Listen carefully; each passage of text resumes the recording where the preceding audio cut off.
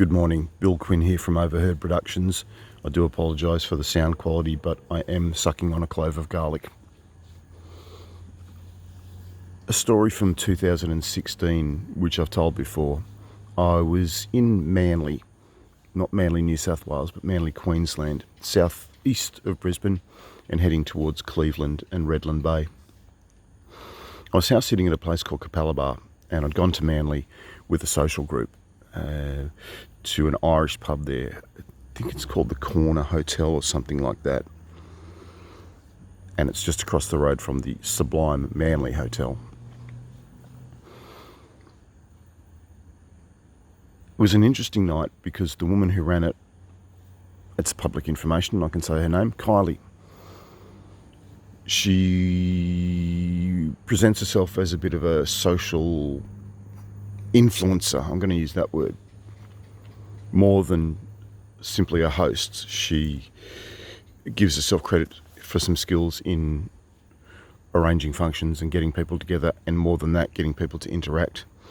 So you might be familiar with the concept. Everyone sits down around tables, you have drinks, you might have dinner, and then at a certain time, maybe 45 minutes after proceedings have started, you go over there, you go over there, and she gets people to move around. That's not necessarily a bad thing, except that what had happened was the first person I sat next to turned out to be involved in one of the local historical societies, and we were having an amazing chat. It was I was totally fascinated, compelled, to the detriment of other people at the table, as in not the detriment to them, but the fact that I can't remember her name, but we ended up shutting out these other people because we just wanted to be talking about this and that and the railway carriages and where the overlanders had come through and so on and so forth.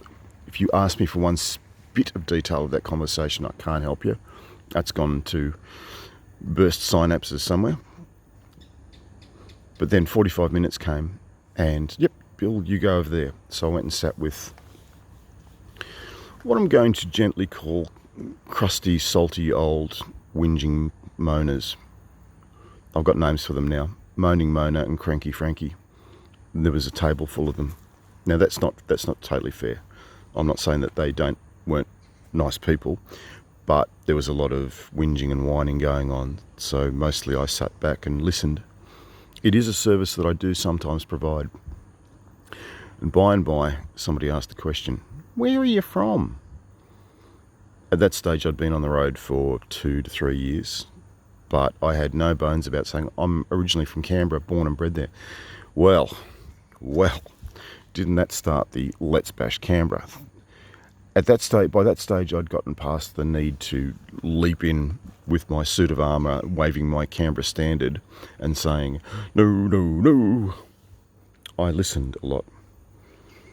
And after they'd bagged it for being cold, boring, nothing to do, roundabouts, politicians, blah, blah, blah, blah, blah, I simply asked one of them the simple question, "Oh, how much time did you spend there? Were you living there for a while?" "Oh, no. We were on our way to the snow and we stayed there one night." And what I thought but didn't say was, "Tell me more about the city where I was born and spent the best part of 46.75 years before I left," and then kept going back to. Cut forward to last night, sitting around under an awning after the beautiful rain, the amazing rain that we had here yesterday. 4 of us, a couple from Queensland, and a bloke who I hadn't asked, known him for 5 days now, just hadn't asked, and he hadn't offered where he comes from originally. I thought I detected a German accent. He's got one of those accents that really, really, really wafts around like one of those one of those shortwave radios. So I didn't try. I just kept listening and thought at some stage you'll give it away with something he says, but I wasn't going to ask direct questions. But then I thought I heard him say da da da da da in Canada. And I looked at him and I said, "Oh, you French Canadian?" He said, No, Kununurra. Oh, So didn't dwell on that until he said, "Oh, you think?" No, I said, "Oh." Then I did. I finally, because I'm leaving today, I finally said, "So I'm guessing that you're German." He gave me a 1,000-yard stare. Turns out he's not French Canadian. He's not French, but he does speak French. I just didn't. I could, after he said that, I could hear some of the way some of the way his sentences scanned. I could pick it up. Anyway, that's not the point of the story. The point of the story is that by and by, as a traveller, he talked about what he was going to do for the wet season, because he said, "Oh, wet season in Darwin is nothing to do. Nothing. Everything's closed. Nothing's happening." I went straight into Canberra mode, and I did it gently, but I said, "Well, not everything's closed. There's gigs going on. There's amazing things happening." And I didn't jump in and say, "I was on radio. I am involved in the festivals. No. I just countered what he was saying. He tried to keep going with it. "Oh no, this isn't. The markets aren't open." I said, "Yeah, but markets, you go to them once. If you're living there, you go to them once. You're not going to go every week." Didn't like that one either. And on it went. So I didn't let him get away with it. I kept countering everything he was saying. Not nastily, just logic, debate, point, counterpoint. Until finally, I just could not cope with it, because what I was doing was,